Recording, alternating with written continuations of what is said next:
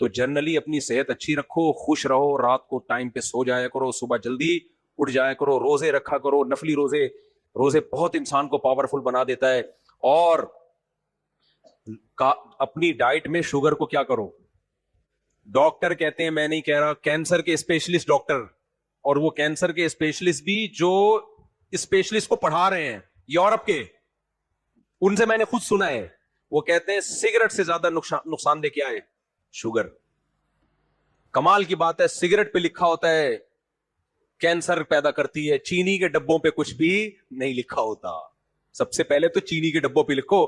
اس doctor نے کہا کہ زیادہ کینسر شوگر کی وجہ سے ہو رہا ہے, سگریٹ کی وجہ سے نہیں ہو رہا. اب یہ نہیں کہ سگریٹ بھی شروع کر دو, کہ ہم تو سگریٹ کو زیادہ خطرناک سمجھ رہے تھے تو شوگر زیادہ خطرناک نکلی, چلو سگریٹ پینا. مطلب یہ کہ چینی کیا کرو, کم کرو, ختم کرو. کم کیا, ختم, اڑا دو. میں صرف چائے میں چینی پیتا ہوں بس, یہ نہیں چھوٹ رہی مجھ سے, اور وہ اتنی تھوڑی ہے کہ وہ چلتا ہے یار.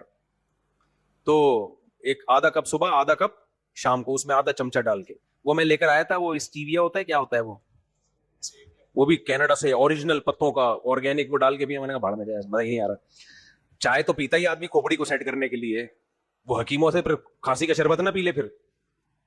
تو وہ اتنی تھوڑی سی ہے, وہ اتنا چلتا ہے. باقی میں چینی نہیں, چینی ہٹا دو اپنی زندگی. میں نے تجربہ کر کے دیکھا ہے, یہ شربتیں جو لوگ چینی کے پی رہے ہوتے ہیں, کیسے ٹول ہو جاتا ہے دماغ یار. ادھر شربت پیا, ادھر دماغ کام کرنا چھوڑ دیا. شربت تو میرا خیال ہے 25-30 سال ہو گئے ہوں گے میں نے نہیں پیا ہوگا, اللہ ماشاء اللہ شاید کسی نے زبردستی. 30 سال بچپن سے نہیں پی رہا میں شربت. حالانکہ اس وقت لوگوں میں اویئرنیس تھی.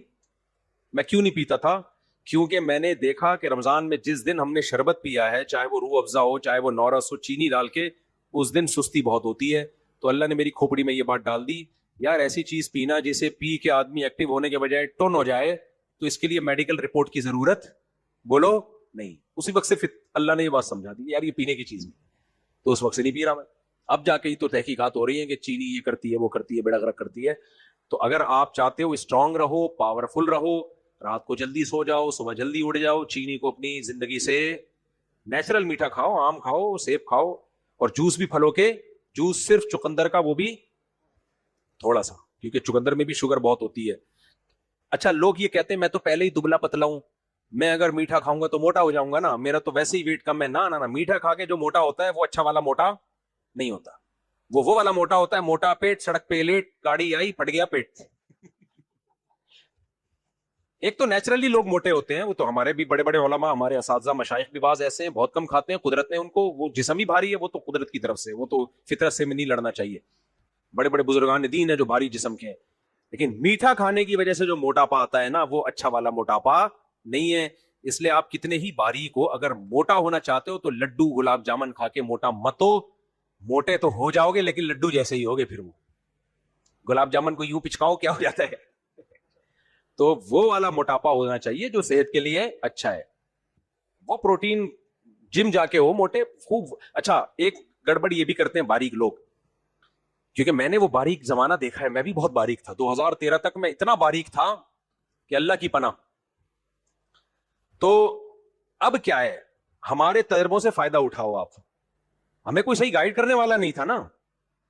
تو جو بہت باریک ہوتے ہیں نا, وہ پتہ کیا کرتے ہیں, وہ کہتے ہیں کہ چلو میٹھا نہیں زیادہ کھانا, ہم نے پروٹین لینا ہے اور ہم نے اچھی خوراک کھانی. وہ اچھی خوراک کھانا شروع کر دیتے ہیں, وہ نہیں لگے گی باڈی کو. مثال کے طور پر سب سے بہترین پروٹین انڈے میں ہوتی ہے کہ نہیں ہوتی؟ بہت فائدہ مند ہے انڈا. غریب آدمی کے لیے انڈے سے بہتر کوئی چیز, امیر کے لیے بھی, غریب کے لیے بھی. غریب اس لیے کہہ رہا ہوں کہ سستا ہے. وہ کچھ بھی گوشت موش کھانے کو نہیں ہے نا, انڈے کھایا کرو.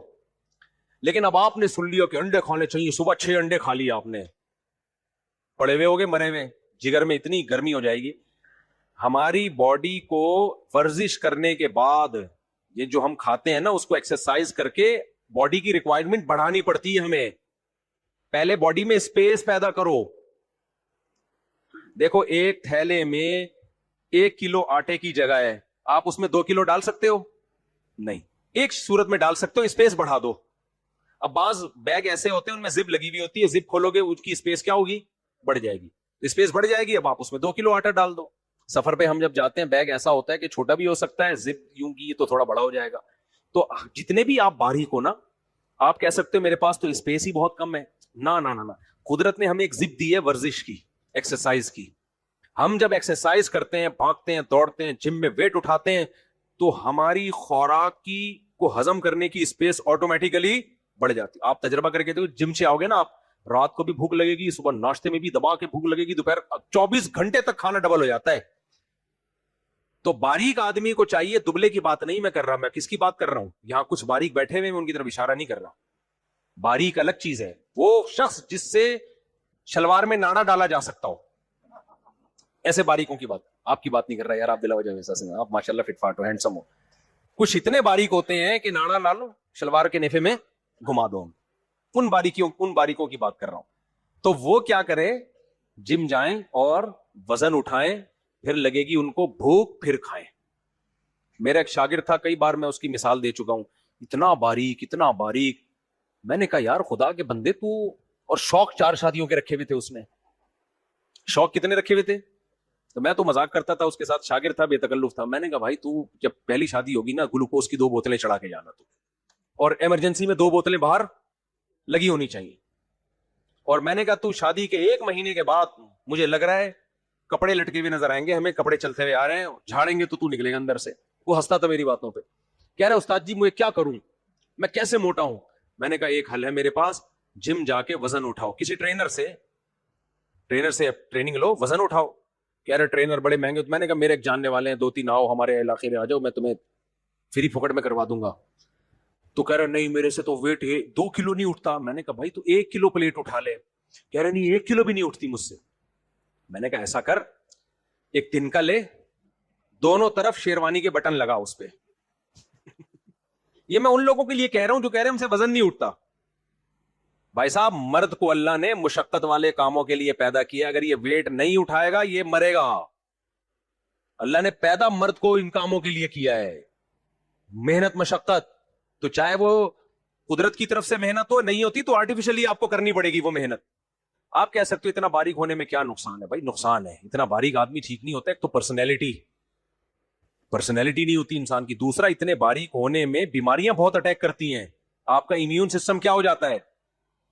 हमारे एक दोस्त हैं, वो भी बहुत बारीक हैं, 50 साल से ज्यादा उनकी उम्र हो, वो बहुत बारीक है। मैंने कहा भाई थोड़ा सा तो मांस चढ़ा बॉडी के ऊपर। कह रहे नहीं क्या है, जब मैं फिट हूं। मैंने कहा भाई साहब जब भी कोई बीमारी आई ना, तो हमारे पास तो थोड़ा सा गोश्त और चर्बी है लड़ने के लिए, तेरे पास लड़ने के लिए कुछ भी नहीं है, डायरेक्ट हड्डी जाएगी।